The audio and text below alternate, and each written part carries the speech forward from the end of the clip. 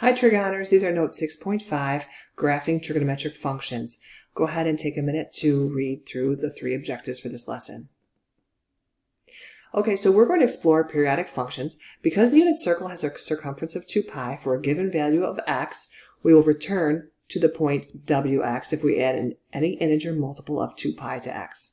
So we add 2 pi once or twice, etc. So the sine and cosine functions are periodic with period 2 pi. The entire graph is known by the repetition of one period. By definition, sine t is the y-coordinate of the point P on the unit circle determined by any angle of t radians in standard position. So just to explain what we mean by that statement, we're going to look at GeoGebra and graph the sine and cosine functions. All right, so let's take a look. First of all, we're going to think about the unit circle and the sine graph. So if we have we're at 0 degrees, and now watch what happens as we drag the point. So for example, at 30 degrees, we know that the sine of 30 is 1/2. And if you look at, I'll just get my pen here. So notice the angle is 30 degrees, and that's a kind of not labeled poorly, but this is 1 and this is 1/2. It's a unit circle, the radius is 1. So notice we have a point right here, right here, at 30 degrees, and the y value is 1/2.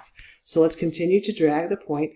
We're going to rotate this point around the circumference of the unit circle. So 45 degrees, the sine of 45 degrees is root 2 over 2. Now to just look at the calculator, root 2 over 2 is approximately 0.7, and root 3 over 2 is approximately 0.867 or 0.9, etc. So if we think about at 45 degrees, that value on the y-axis, that does look like that could be about 0.7. Let's keep going here. Let's see, 60 degrees. We know that the sine of 60 degrees is, again, that root 3 over 2, which was approximately 0.87. So that looks like that could be approximately y value is 0.87 if we're looking at that y value. So let's just keep going. At sine of 90 is 1. We have at 90 degrees, there's a point right here at 1. Let's see, we could think of, for example, the sine of 120. And we know that the sine of 120 is root 3 over 2, which we talked about how that's approximately 0.867 or 0.87, and that looks like it's about 0.87. Sine of 135 root 2 over 2, which is approximately 0.7. Sine of 150, oops, there we go, is 1/2, and there's a value right here. The y value is 1/2. So let's just continue to drag that point. Notice we have sine of 180 is 0, and there is a point at 180 degrees, and the y value is 0. There we go. So again, you can grab your calculator and test all of these points, like sine of 200, for example. Notice you'd have some decimal, a little bit less than 1/2 there. Sine of, there we go, 210 is negative 1/2.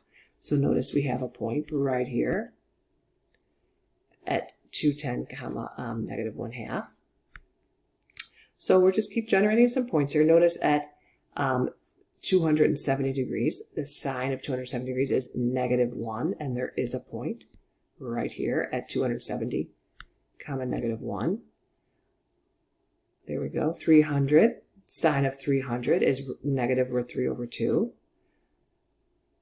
There we go. Sine of, there we go, 360 degrees is 0. So we graphed this gorgeous sine curve. What we're going to do now is we're going to graph a cosine curve. Okay, another GeoGebra for a cosine curve this time. So now we're going to think about the unit circle and the x values, or the cosine of the angle. So cosine of 0 degrees is 1, and notice there is a point right here, oops, sorry, at 0 degrees, and the y value is 1. So we could go to, like, for example, 30 degrees, and the cosine of 30, this one's really dull, oh, there you go, sensitive, 30 is root 3 over 2, which is approximately 0.866. 45 degrees, that's cosine, I'm sorry if I said sine before because we're doing cosine, the cosine of 45 degrees is root 2 over 2, which we know is approximately 0.71. Here's 60 degrees. Cosine of 60 degrees we know is 1/2. Cosine of, oh, that goes really fast. Cosine of 90 degrees is 0. Cosine of 150, there we go, root 3 over 2 again, but it's negative in quadrant 2. So notice these are negative values. Cosine of, oops, 180, there we go, is -1. So we do have a point right here. This one's a little bit tougher just to make it perfect. There we go. There we go. Ooh, I had it. 180. Notice the cosine is -1. Let's pick another point. How about, for example, like 240? The cosine of 240, the reference angle is 60 degrees. That's how we end up with -1/2. Very good. 270, cosine of 270 is 0. And we keep going. Oh, I need to make my, there we go. That looks a little bit better. So at 360, the cosine of 360 is 1. There you go. So there's your cosine. What I would like to show you next, I want to do a little graphing calculator exploration, I think. Let's get rid of that. But before we do that, let's talk about periodic functions a little bit more. So the period of a function is the smallest positive real number p such that f of x plus p equals f of x. So notice that we want to, again, think about what that one period of the graph will look like. So I want to show you a little demonstration on the calculator. Okay, so here goes. I'm using parametric equations, which we haven't really talked about yet, but that's okay. I can show you a demonstration. So I want you to take a look at the graph. Notice this is similar to what we just talked about. So we're thinking about how the points on the unit circle, we're taking those y values. So this is a sine curve. We took the sine of those angles, right?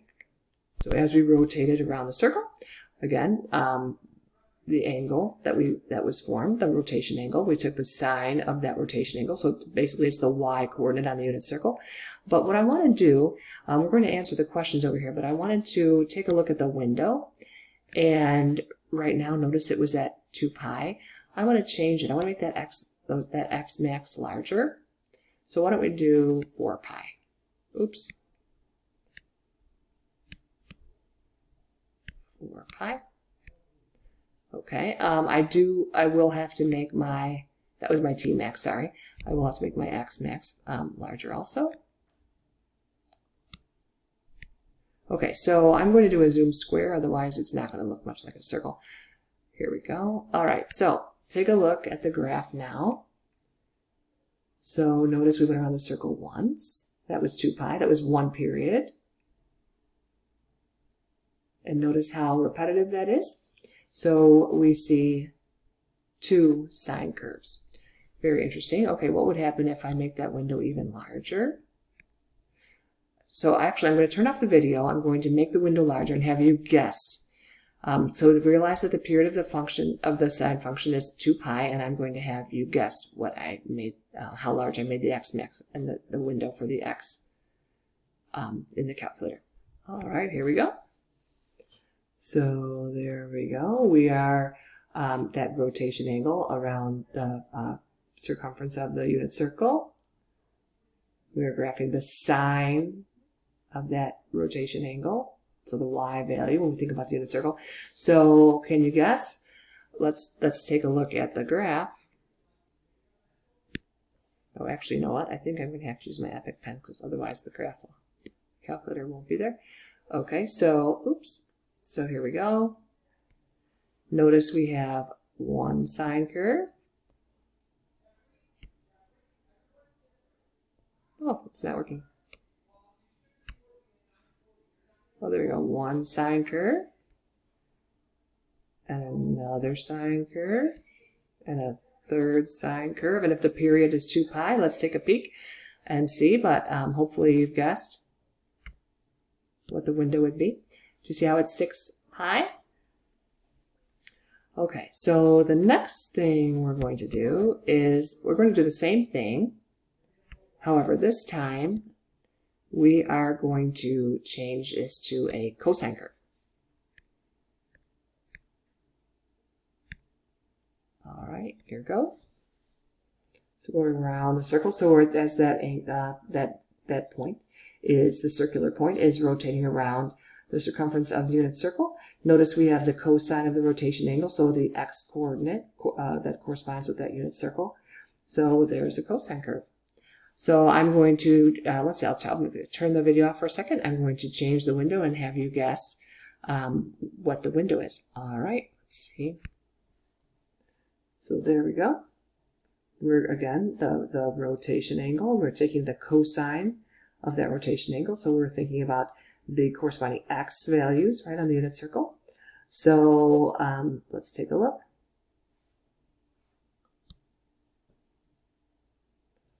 Okay, I think actually I meant to do something else here. Let's try this again.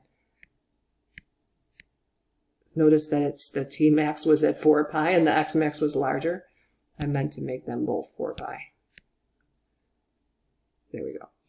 We can take a look again. There we go. So there's one cosine curve. And then here comes another cosine curve. So notice you need one period to replicate that pattern. So here's one cosine. That would be all that you would need. That's that smallest value, 2 pi. So then you would know what the entire graph looks like. All right, so nice job with that. So let's try and answer some of these questions. So it says, where is the point? And so now we're talking about the sine curve. When we graph the sine curve, and it looks something like this. The period was 2 pi. So it said, where is the point on the unit circle when the wave was at its highest? And remember, with the unit circle, at pi over 2, that would make sense because the sine of 90 degrees is 1. Actually, sorry, I think we were in degrees. That confused you. I did the calculator simulation in radians. I did the GeoGebra in degrees. So, 90 degrees or pi over 2, however you want to think about that in radians or degrees. But notice that we have a y-coordinate of 1. What about at its lowest? That was at either, if you're in degrees, it was 270. Or if you were thinking about the calculator demonstration we just did in radians, that was at 3 pi over 2. And we had a y value of -1. So the sine of that angle was -1. And it said, why do both graphs cross the x-axis at the same time? And if you remember, we had a point at 1, 0. So notice the sine curve is 0, the sine at 0 radians or 0 degrees. So notice that when you have a point at 0 degrees or 0 radians, the y value is 0. Or at 180 degrees, or think about it as pi radians, the y value is 0. And again, we talked about how the period of the function was 2 pi, and we changed the x value. So nice job with graphing sine and cosine. So now what I'm going to ask you to do is to pause the video and see if you can graph one period of the sine graph, first in degrees, then in radians, and think about the domain and the range. So one period was 360 degrees, or 2 pi. So notice that we have our 5 critical points, and I think sometimes it's easier if you start with 360 and then you cut in half. It's 180. Half of that is 90. Midway between 180 and 360 was 270. But don't forget, that is just one period. This sinusoidal, and again, when you say sinusoidal, that actually means cosine or a sine graph, right? So this is sinusoidal. And notice that if you have one period, you could replicate this pattern, because when you say sinusoidal, that means that it keeps going, right? So we have, there you go, a sinusoidal graph. And all the maxes and the mins, all the peaks and valleys, they're all at -1 and 1. There you go. Okay, so why don't you think about the domain and range then? Again, this is periodic and sinusoidal, so the domain is all real numbers, -infinity to +infinity, and the range is -1 to 1 inclusive. Go ahead and pause the video and sketch a graph of the cosine, first in degrees and then in radians. Go ahead and pause the video.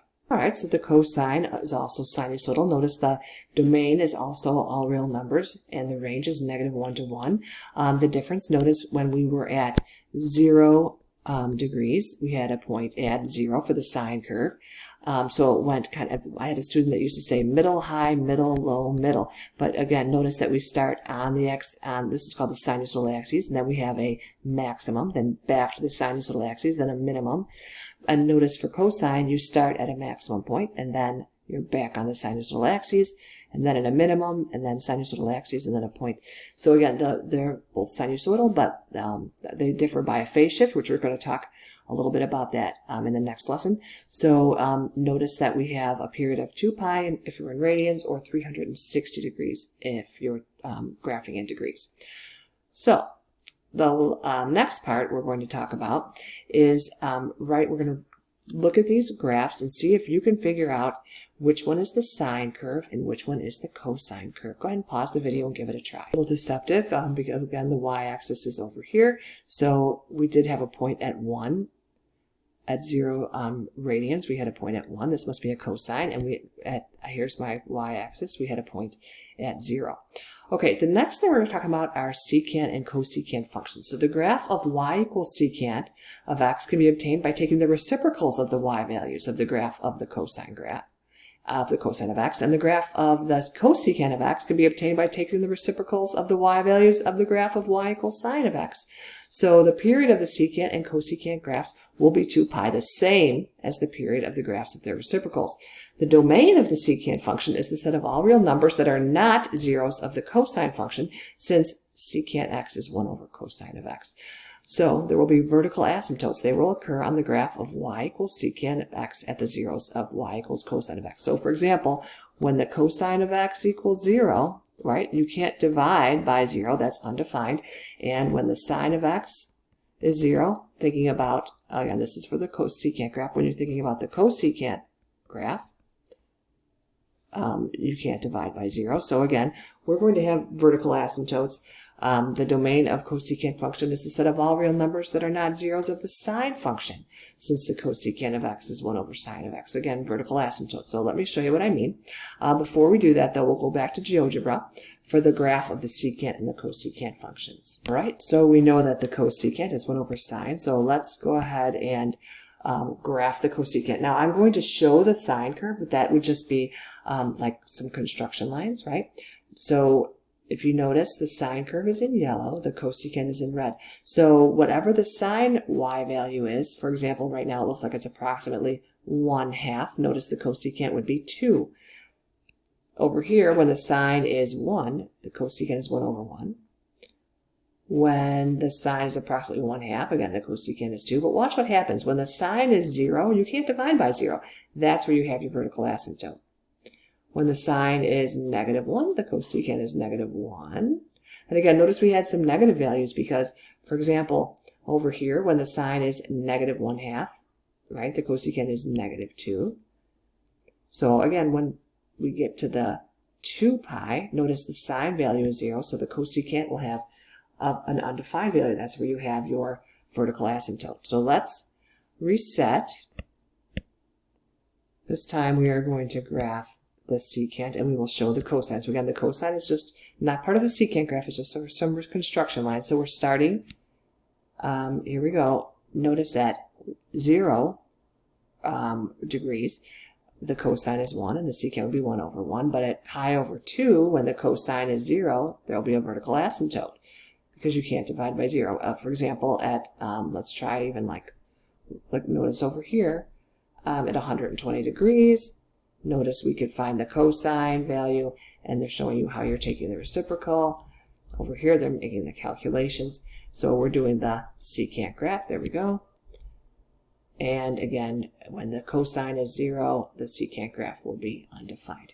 Okay, so why don't we go ahead and try and graph this. So if my teacher asked me to please graph, for example, the cosecant, I know that that is 1 over sine. So what I would probably do is draw some very light construction lines. See, I'll make it gray. So here is my sine curve. So everywhere where the sign is 0, you're going to have a vertical asymptote because 1 over sign is undefined. Everywhere, let's see, so for example, when the sign was 1, the cosecant was 1. And remember that we had vertical asymptotes. Now, these are not parabolas because a parabola has domain all real numbers. And notice these are I used to call them U things. This U-shaped graph there are vertical asymptotes, so it does not have domain all real numbers. Those are not parabolas. There we go. And so this was at 360. That was the period. Half of 360 was 180 and 90 and 270. So there is one period. Now, if you wanted to draw another period, it might help to draw another, there we go, another period of the sine curve. That might be helpful. There we go. Because this function is periodic. If you had one period, you could draw the entire graph. Okay, so think about what it would look like in radians. Go ahead and pause the video and give it a try. Here's your graph. Now the range is negative infinity to negative 1 and 1 to infinity. Notice these are construction lines where you drew the sign in. The domain is the tricky part. Notice you have values at all real numbers except for where there are asymptotes. So it might actually be easier to say all reals except, and then describe the asymptotes. So notice that the asymptotes are, we have at 0, 180, 360, etc. So notice they're 180 degrees apart. So you could say there's an asymptote at 0 plus 180k, where k is an integer. So grab an asymptote and then add the distance to the next asymptote times k. Now, could you have also said 360 plus 180k? Sure. You could have said 360 degrees. You could have said 180 degrees plus 180k. So notice that grab an asymptote. There was one at 0 degrees and add the distance to the next asymptote times k. Go ahead and pause the video and try the domain for the radians. Domain was all reals except x equals 0 plus pi k. So of course you could have said x equals pi k. So those were the asymptotes. Go ahead and pause the video and try the secant graph. I started with one period. I thought that might help your eyes a little bit. But again, the graph is periodic. There we go. Over here we have asymptotes wherever for secant graph, wherever the cosine is 0, we'll have vertical asymptotes. Now I think for some of us, I didn't write the range. So we have a range, negative infinity to negative 1, and then 1 to infinity. The domain might be kind of confusing for some of us because we're going to have to practice more with asymptotes. So the domain is all reals except where there's a vertical asymptote. So the vertical asymptotes can be described by saying grab an asymptote like 90 degrees and then the distance to the next, the asymptote is 180 degrees away. Or over here I said pi over 2 and then the asymptotes are pi radians. So I'd add pi k. Now remember, k is an integer, so that means we're adding pi or subtracting pi. So that's going to describe all of the asymptotes. Over here with degrees, we're adding 180 degrees, so that would describe all of the asymptotes. Okay, for the last one, I wanted you to try and figure out which graph this was, so I think it helps. Notice over here I thought about where the asymptotes would be. I drew a little cosine curve in there, so I knew it was secant. And for this one, I couldn't see the y-axis, but I knew that if the asymptotes were at pi, 2 pi, 3 pi, etc., it must be the cosecant.